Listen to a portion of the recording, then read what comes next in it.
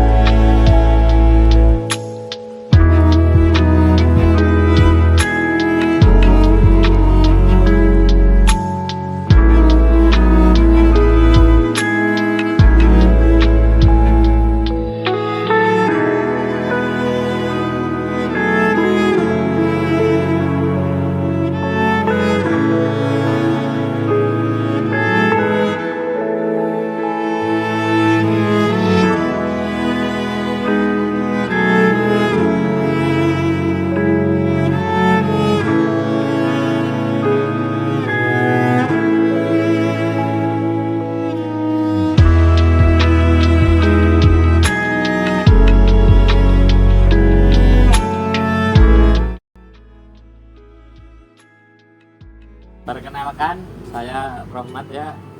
Saya di sini akan mendongeng ya. Mohon kerjasamanya. Menceritakan tentang hakim yang cerdik.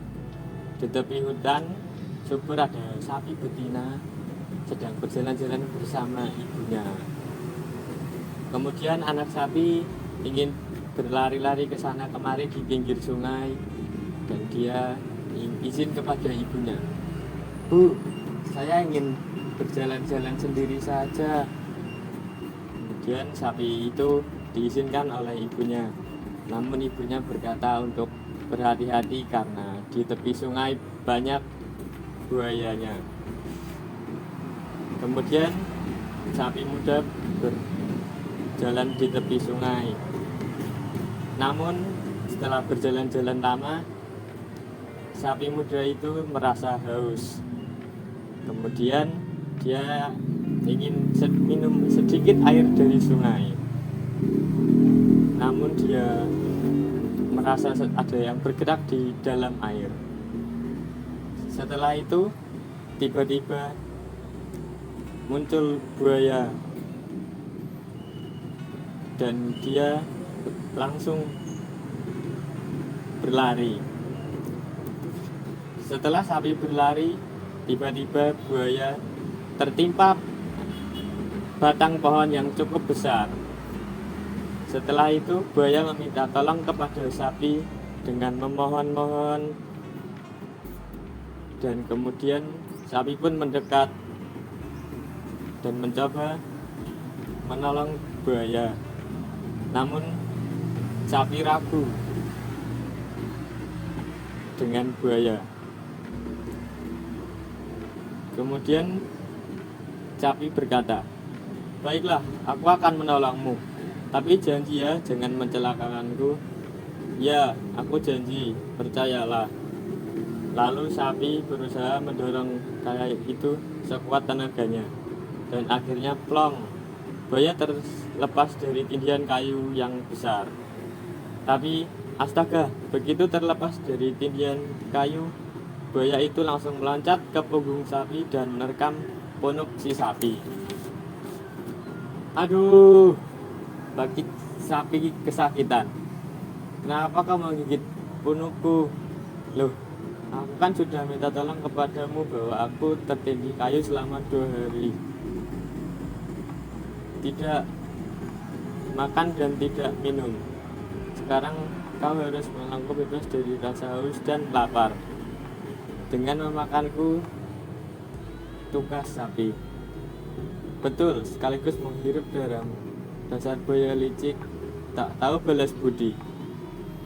"Sudah sapi muda yang tolong sergah buaya, terimalah nasibmu." "Tidak, ini tidak adil," teriak sapi. "Loh, bagaimana hukum rimba? Siapa yang kuat, dia yang menang." "Tidak, aku tidak terima." "Kau bisa bertanya pada makhluk yang lain." "Boleh, hewan boleh benda apa saja. Pasti mereka membenarkan, sahut buaya. Kebetulan saat itu ada tikar lapuk hanyut di sungai. Sapi menceritakan kejadian yang menimpanya dan meminta tikar lapuk itu apa saja. Itu sudah benar, terimalah nasibmu. Aku juga mengalaminya. Ketika keadaanku masih baru, aku dipakai. Jika kotor dibersihkan, tapi setelah lapuk dan banyak yang bolong, aku dibuang ke sungai begitu saja. Nah, benar kataku, sahut buaya. Tidak. Nah, itu ada keranjang hanyut, protes sapi. Tapi ketika keranjang itu ditanya, jawabnya persis seperti tikar. Ketika masih baru dan utuh, aku dipakai. Ini setelah rusak, aku dibuang ke sungai begitu saja. Nah, benar, sahut buaya. Tiba-tiba ada seekor bebek betina tua berenang sapi dan buaya meminta pendapat bebek. Kukira buaya benar, sebab manusia juga kejam. Ketika aku masih muda dan bisa bertelur, aku dipelihara. Sekarang ketika aku sudah begini, aku mau disembelih. Untungnya aku bisa melarikan diri. Jadi tirulah perbuatan manusia, mereka mau seenaknya sendiri. Mau mengadu kemana lagi kau sapi? Saat itu kebetulan kancil lewat di depan buaya dan sapi. Kali ini buaya meminta pendapat kancil. Ia meyakinkan kancil akan pendapat dirinya.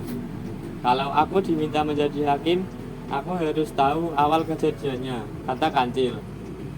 Apakah kalian keberatan jika mengulang awal kejadian yang kalian alami? Tidak, aku tidak keberatan, sahut buaya. Maka dilakukan pengulangan itu. Buaya kembali ke tempat semula. Sapi mengembalikan kayu besar ke punggung buaya.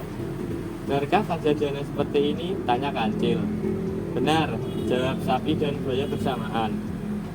Lalu Pak buaya memanggilku agar aku menolong, sahut sapi. Kancil mendekati sapi dan berbisik lirih. Ayo kita tinggalkan buaya jahat ini. Sapi baru sadar, inilah kesempatan baginya lolos dari bahaya maut. Tanpa basa-basi lagi, sapi mengikuti lari arah kancil yang sudah meloncat lebih dulu.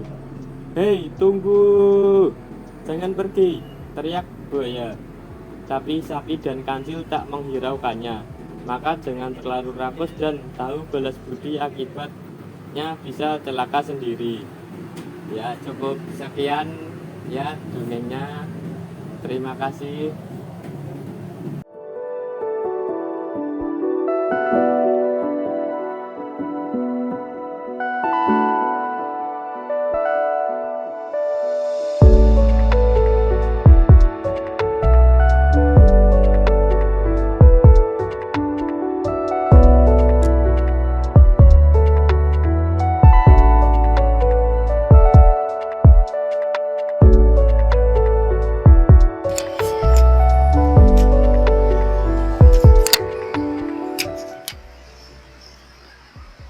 Oke, jadi pesan moral dari dongeng si kancil yang berjudul Hakim yang Bijak adalah kebijaksanaan dalam memutuskan masalah penting untuk menjaga keadilan. Dalam cerita ini, si kancil menggunakan kecerdasannya untuk menyelesaikan perselisihan dengan cara yang adil, menghindari konflik, dan memastikan tidak ada pihak yang dirugikan. Gunakan akal sehat dan kreativitas saat menghadapi situasi sulit. Si kancil mengajarkan bahwa ketenangan dan pemikiran yang jernih dapat membantu menemukan solusi terbaik. Belajarlah dari konflik untuk menjadi lebih baik. Perselisihan antara pihak-pihak dalam cerita memberikan pelajaran bahwa persaudaraan lebih penting daripada ego atau kepentingan pribadi. Cerita ini menginspirasi kita untuk menjadi bijak, berpikir jernih, dan adil dalam menyelesaikan masalah sehari-hari.